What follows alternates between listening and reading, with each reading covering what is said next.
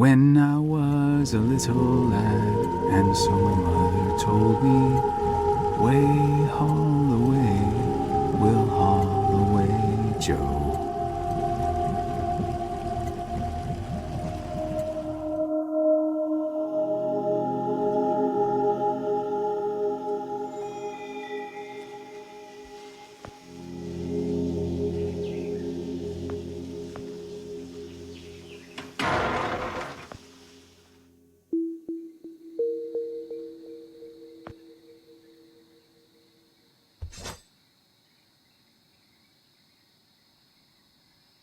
Man.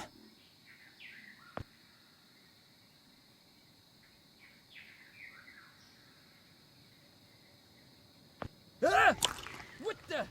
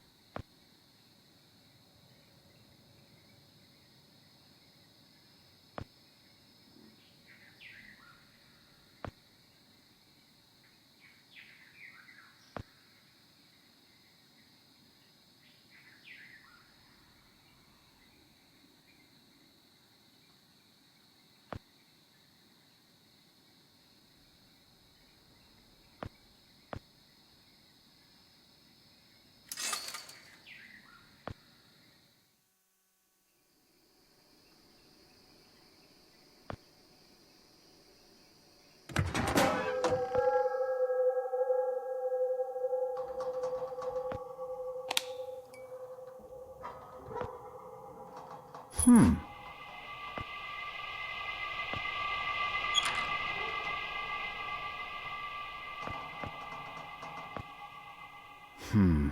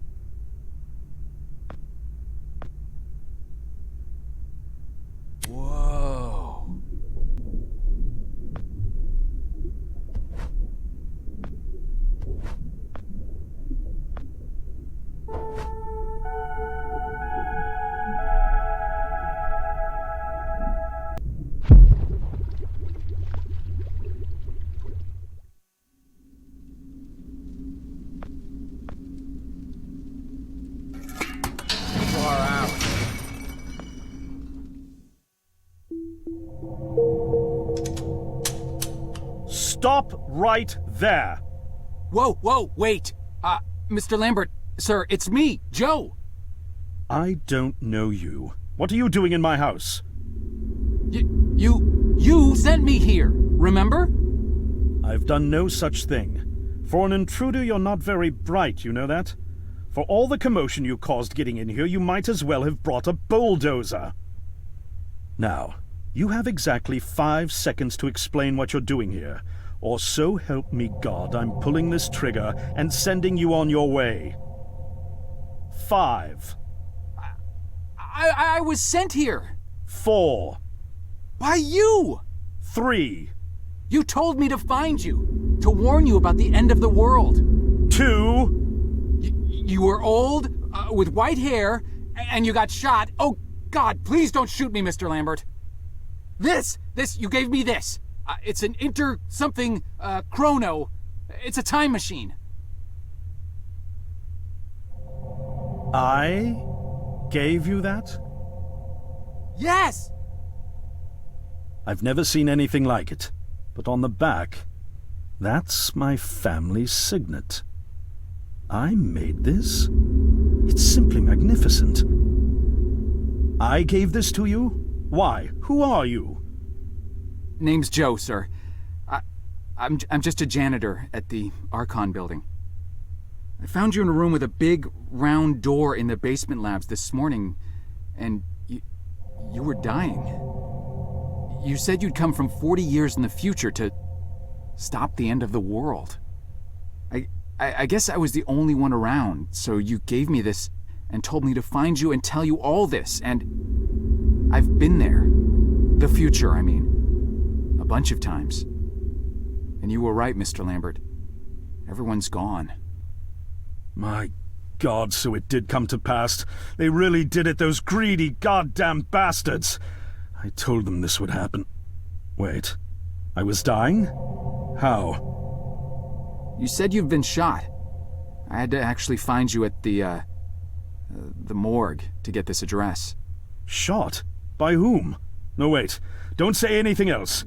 You succeeded in finding me, which means anything you tell me from this point on could alter the course of action that brought you to my doorstep. The less I know, the better. So, you've seen the future. What did you see? It's like a bad dream, sir. Everyone's gone. Buildings are coming apart. It's all just quiet. What happened, Mr. Lambert? It is Dr. Lambert. And considering all the effort you just went through to find me, not to mention bearing witness to the horrific outcome of the biggest breakthrough in the history of science, I suppose I owe you some kind of explanation.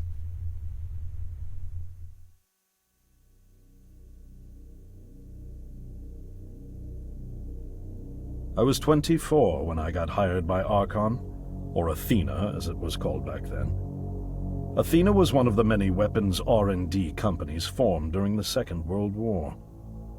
Unlike other R&D companies that had retooled themselves to pursue peacetime activities after the war, Athena had made enough money to continue chasing the next big thing in defense technologies.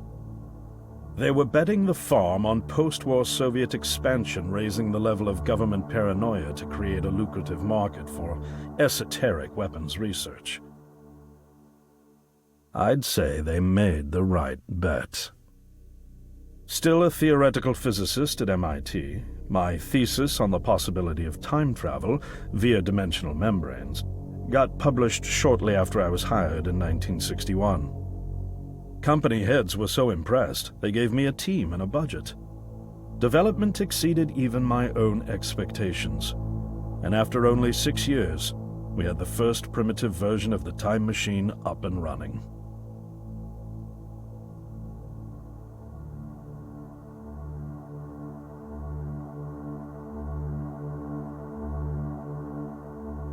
Our first successful trials involved sending simple objects into the future with a timed return. But with Archon running out of money, that was all the company bigwigs needed to secure a big fat contract with the Department of Defense. Apparently, we had sold them on the idea that the technology could be used to go back in time and strangle communism in its cradle. The reality, of course, was that it couldn't. Due to the laws of causality, you can't travel back in time beyond the point where time travel was invented. And sooner or later, we had to explain that to our benefactors. When they started pushing for progress reports, Archon management had to come clean, but instead chose to ease government concerns by claiming the technology could be used to bring back advanced weapons from the future. But this, too, was a lie.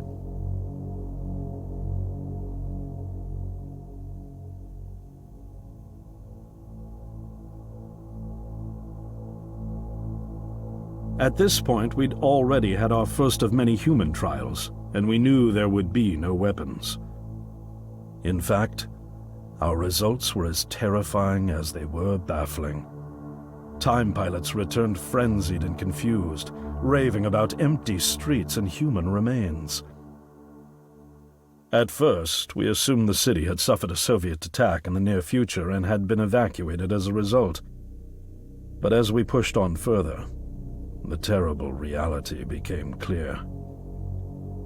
Time pilots started returning fatally ill, dying within a day or two from painful convulsions. Some never returned. We lost several pilots, machine prototypes, and other equipment. When the first contamination erupted in the lab, we were completely unprepared, losing 3 lab technicians to what we later identified as an incredibly aggressive airborne virus.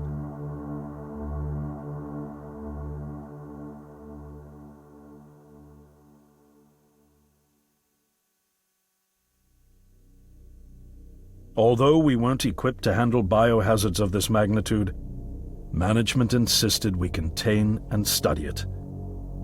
To keep our pilots and the virus alive long enough to study, we co-opted experimental cryotechnology from another project, Lazarus, and established a makeshift virus lab. Once again, the bigwigs managed to spin our setbacks into a success story for the Department of Defense, now claiming that the virus could be cultivated for use as a biological weapon. The team threatened to resign, but outrage was swiftly quenched by promises of massive salary increases and stock options. I didn't take the bribe. I'd witnessed the lethal efficiency of the virus firsthand. I knew there was only one way this was going to end, so I handed in my resignation and set up shop out here. For over a year, I've been working to recreate the technology to bring me back in time and prevent mankind's extinction from ever happening.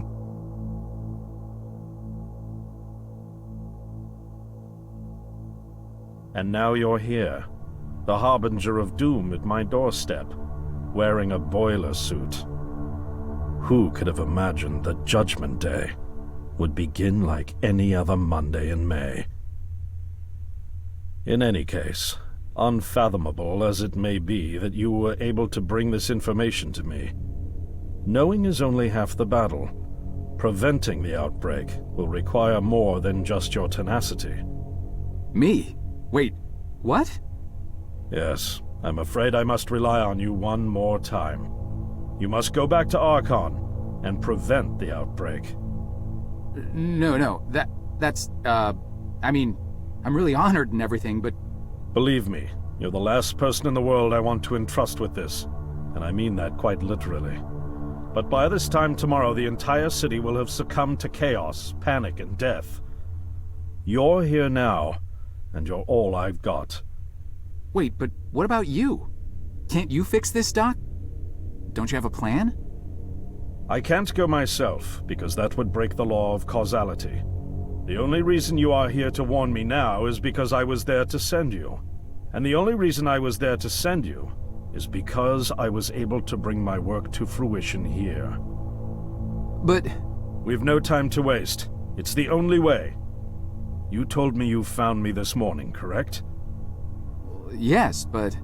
That means I failed to stop it, and the outbreak has already begun. The time pilot for today's trials must have brought the virus back from the future, which then somehow got out of the containment chamber and spread. That pilot is Patient Zero. I need you to destroy the supercomputer system controlling the time machine. All the research data is stored there too. You must destroy it before the time machine departs. I'm reconfiguring your device to send you back 1 day earlier. This should allow you ample time to return to Archon and get inside. On the other shore from here, about 500 yards down the road, is a rest stop. You'll find a van there, fueled and ready to go. Oh, I already have a ride. Which won't be there yesterday, you ninny. Now stop interrupting me. One last thing, and I need you to listen carefully because this is very, very important. Make sure you do not meet the earlier version of you. Why? What will happen? No one knows for sure. It's one of the conundrums not yet accounted for. There are theories, of course. None of them pleasant. Now, let's get you ready.